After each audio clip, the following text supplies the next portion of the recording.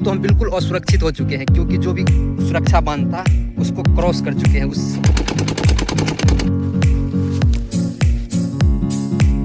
दोस्तों अभी जो हम है ये है बिहार का सुरक्षा बांध। ये बिहार से नेपाल को जोड़ती है और इस बांध बनाने का एक ही मकसद था, कोसी रीजन को अलग रखना।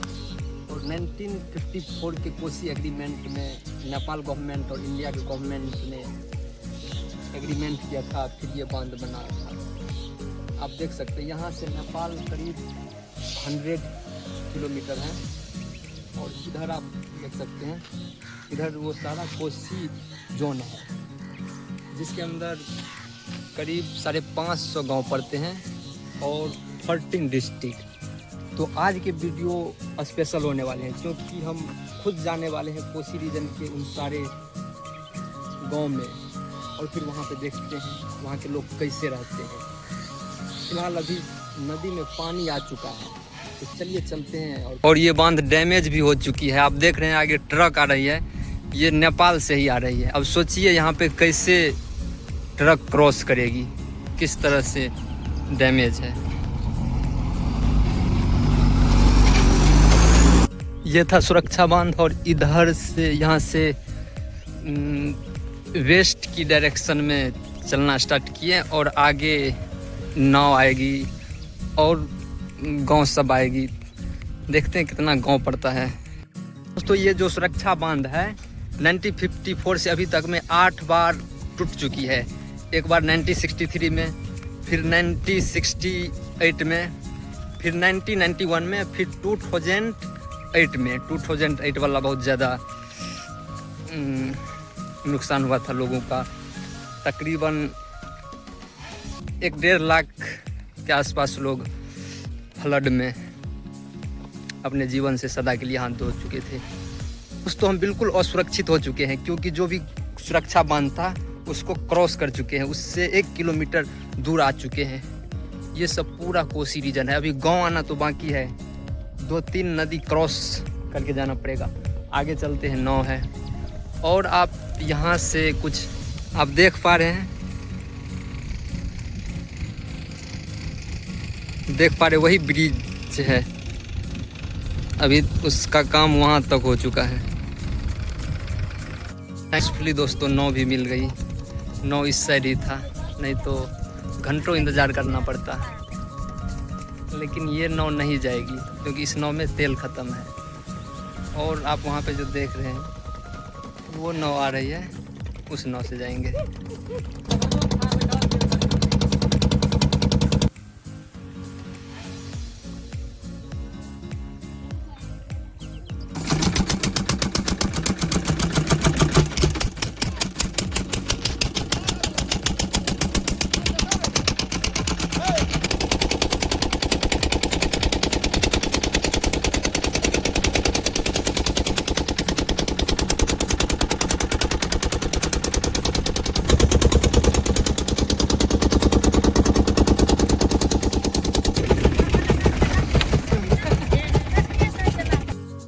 एक नदी पार कर लिए और आगे एक नदी पार करना है। अभी फ़िलहाल 2 ही नदी है, क्योंकि अभी बाढ़ नहीं आई और अब बाढ़ आने ही वाली है। करीब 1 महीना के बाद बाढ़ अपने पीक पे रहेगी, तो फिर 3-4 नदियाँ पार करनी होगी। और अभी जो आप देख रहे हैं हम चल पा रहे हैं इस हो करके, ये सब कुछ नहीं, बिल्कुल पानी ही पानी दिखाई पड़ेगा। उधर के जितने भी मार्केट के लोग होते हैं कोसी जोन से बाहर के, वो सब वो जो सुरक्षा बांध था वहाँ पे आकर के इधर का नज़ारा देखते हैं। पूरा पानी से ही भरा हुआ रहता है। इस तरह से समस्याओं से जूझते हैं यहाँ के लोग।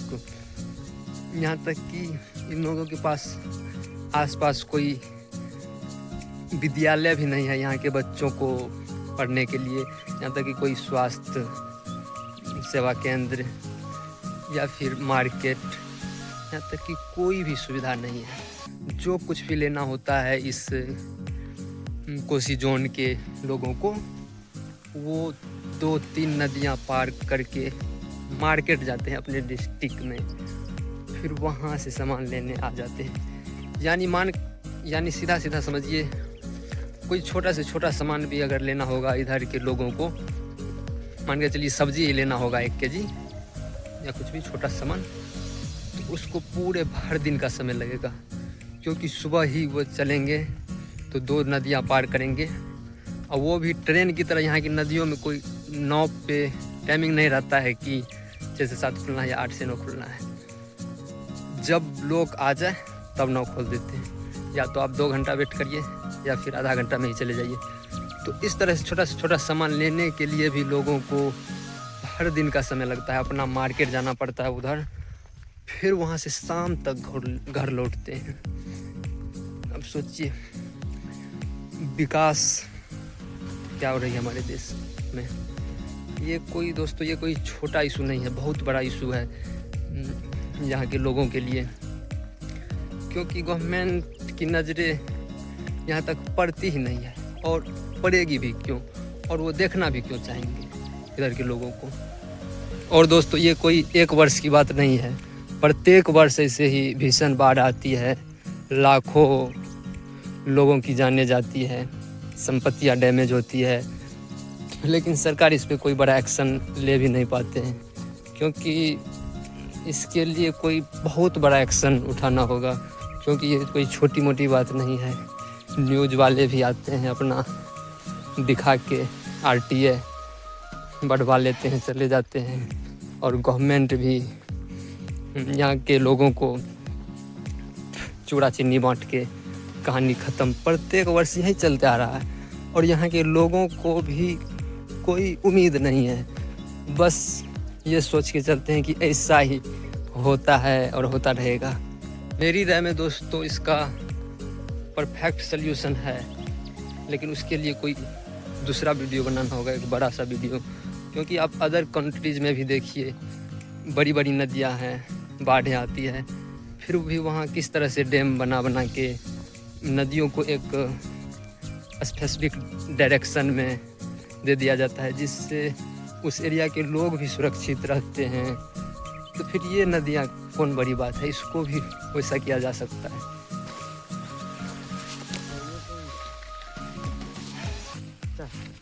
अब दोस्तों, दूसरी नदियाँ का पार्ट यहाँ पे है। इसमें तो कोई नाव वगैरह सब नहीं है, तो इसमें खुद से ही पार करना पड़ता है। थोड़ा सा पानी है, इतना ज़्यादा, क्योंकि इसमें नाव देने से आई थिंक अभी कोई फ़ायदा नहीं है, क्योंकि इतना लोग तैर सकते हैं। यहाँ के लोकल लोग देख पा रहे हैं, बहुत ज़्यादा नहीं है।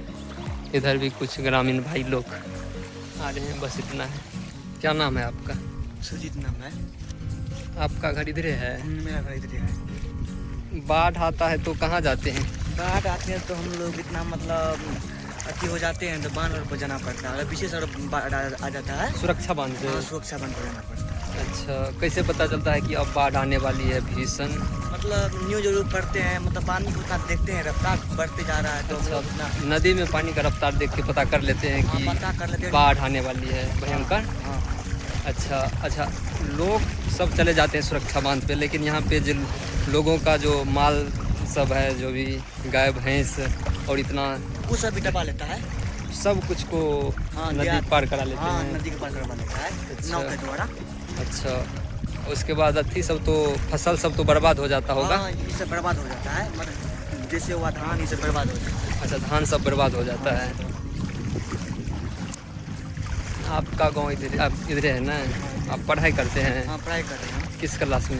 10th क्लास में है। अच्छा, देख लिया आप दोस्तों, यहाँ के लोकल लोग से भी बात किए।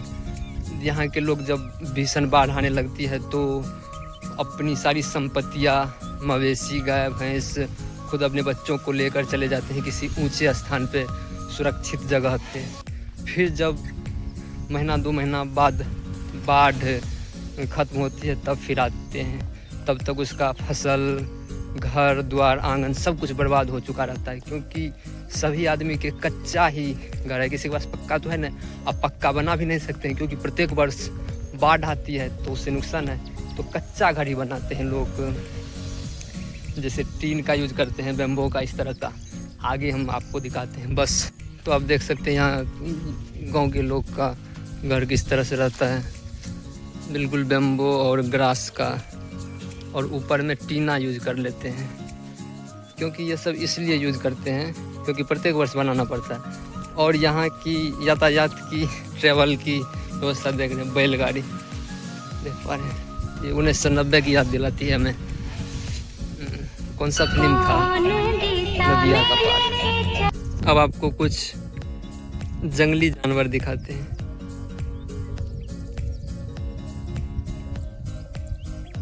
एंटीलोप है ये। बेसिकली ये रैंडमली ये घूमते रहती है इधर आसपास के फसलों में, फसल खाते रहते हैं। लेकिन दोस्तों अब खुशी की बात यह है कि प्रत्येक वर्ष इतनी फसलें बर्बाद होने के बावजूद भी यहाँ पर मक्का, गेहूँ, तिलहन और कुछ मसाले की फसलें अच्छी तरह से यहाँ के किसान उपजा लेते हैं। वो भी आप इस तरह सोचिए, कभी कभी अच्छे तरह से उपजा लेते हैं या तो कभी कभी बर्बाद हो जाते हैं। ये ऊपर वाले पे निर्भर करता है, क्योंकि कभी कभी अच्छे इसलिए हो जाते हैं कि बाढ़ के पानी के साथ एक गाढ़ आता है, पानी के लेयर में नीचे गाढ़, जो यहाँ की मिट्टी में बैठने के बाद यहाँ की उर्वरा शक्ति को बढ़ा देती है, जिससे काफ़ी अच्छी फसलें हो जाती हैं। वो भी अगर सही समय पे आए तब। अगर फसल लग चुकी है और बाढ़ ज़्यादा दिन तक है तो फिर फसल बर्बाद हो सकती है, उसके लिए भी सही समय चाहिए। इसीलिए बहुत ज़्यादा डिफ़िकल्टी का सामना करना पड़ता है यहाँ के लोगों को। बिल्कुल सुनसान है, कहीं पे कुछ नहीं है। कुछ लोग चल रहे हैं, उसके साथ हम भी चल रहे हैं। अब दोस्तों मुझे यहाँ से जाना है इस वाले विलेज में। यहाँ से 1 किलोमीटर के आसपास होगी, इस वाले विलेज में। दोस्तों फाइनली उस गांव पहुंच गए जिस गांव के बारे में आप लोगों को वीडियो की शुरुआत में बताए थे। बिल्कुल यहाँ पहुंचने के बाद एक शांति तो मिलती है, लेकिन देखते हैं सरवाइव कर पाते हैं, क्योंकि सरवाइव तो कर पाएंगे। यहाँ पे देख सकते हैं बिल्कुल बकरी है, घास है, और काफ़ी थक भी चुके हैं, क्योंकि करीब 15 किलोमीटर पैदल चले हैं। सिर्फ 2 जगह ही नदी पे नाव था, बाकी 2 नदी में तो पैदल ही चलना पड़ा। तो मिलते हैं कल, लोगों से मिलते हैं और यहाँ के लोगों से बात करते हैं, फिर आप लोगों को और ज़्यादा बताते हैं कुछ। बहुत बहुत धन्यवाद।